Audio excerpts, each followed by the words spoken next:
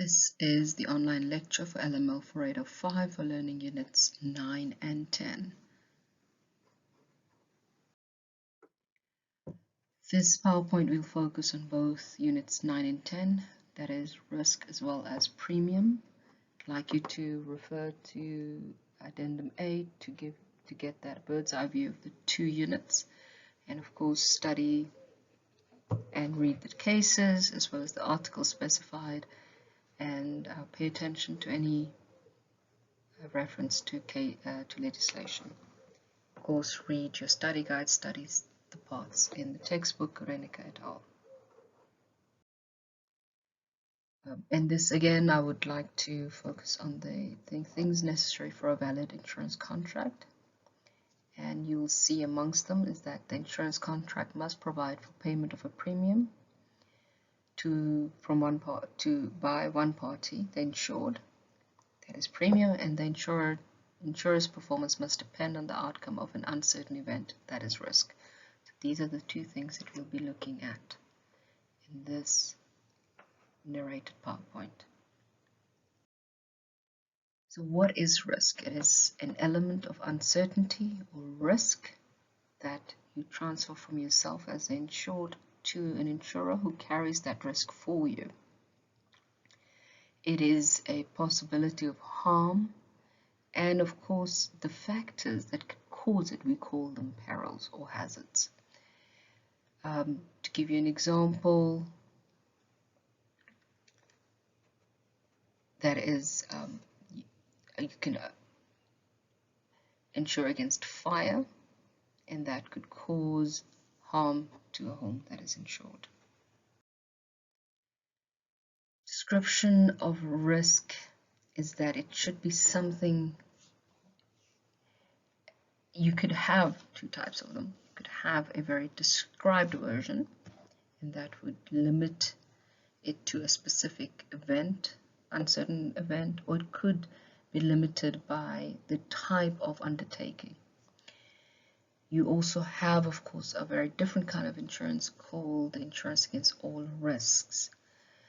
So when there is a description, it would generally refer to the object of the risk as well as the event insured against. Further qualifications of time and place may also be specified. So it could be undertaking only for a year or for 5 years, or if you stay in a specific geographical area. So that would be where you have an insurance contract that is very specific and that there's a description of a risk. Of course, in either of the types of contracts, you will need a causal link between the peril that you have insured against as well as the loss that you suffer. And the general rules of causation here would be relevant. You know those from your law of delict. It is upon the insured to prove that it has materialized and that it was caused by the event.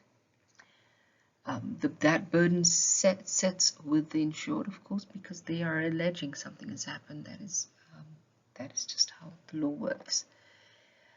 Sometimes you might have in the description itself a move of this burden of proof to the insurer. That is has to be very specific, set out in the contract itself.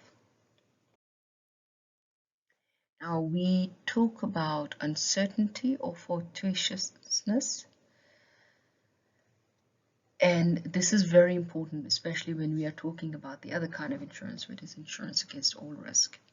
Now remember, this is insurance against all risk, not every loss. So that is a very important thing. So you still need the uncertainty, you still need the causal link, and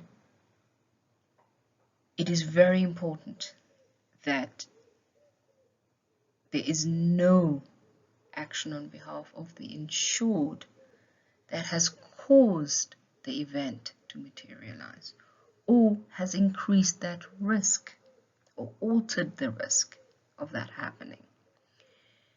So you could not have, let's say, somebody who owns a business decides, well, I've insured the business and I'm not doing so well anymore, I'm going to set fire to it.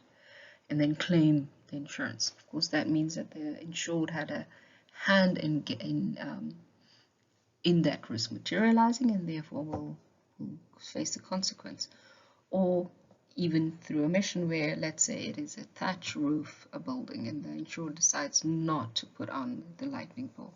So those are all things. So that is something also.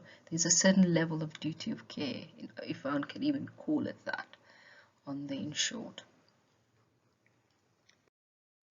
Of course, the carrying of that risk by the insurer only occurs because, of course, the insured has decided to pay the premium. So that is required, but not necessarily in the way that we already assume that it is. So you have an undertaking to pay. So insurers, generally what will happen in most insurance contracts is that the insurers will have very specific terms that set out payment, usually making payment an essential requirement for the conclusion. So the contract does not come into place until the payment has happened. Also, they will set out how that payment is to be made, to whom and by whom. So it was very specified. Where there are no such terms, what is still required under common law is an undertaking to pay a premium. And it's very important to understand you cannot have an insurance contract where it is given away free. There has to always be that undertaking. It is not to say that contract is not a valid contract, it just is a different kind of contract. It just isn't one of insurance. So under common law, you don't have to have upfront payment or specific payment. That is usually set out in the terms. Under common law, a payment in arrears is sufficient. As I've said already, insurers generally in contracts will set out the time of payment, the means of payment, by and whom. Now, this has over time led to certain cases where specifically a person thought that they were making payment to a representative, the person who sold them the insurance. So they say, oh, well, you just make the payment to me, I'll make sure it gets to the insurer, and so forth. And sometimes those were people who were just salespeople and not insurance representatives, and that created a bit of an issue. So the legislative measures came in dealing with insurance payment, and the instances in which payment to a representative could be regarded as payment, actual payment to insurers. As I've said before, read the cases, study Renniken et al., read any articles that are given to you. And that comes to an end of these lecture units. I may attempt to do some on some of the articles that are prescribed to you specifically, but we'll see how the timing goes. Good luck for all of your assignments and for the exams. Thank you.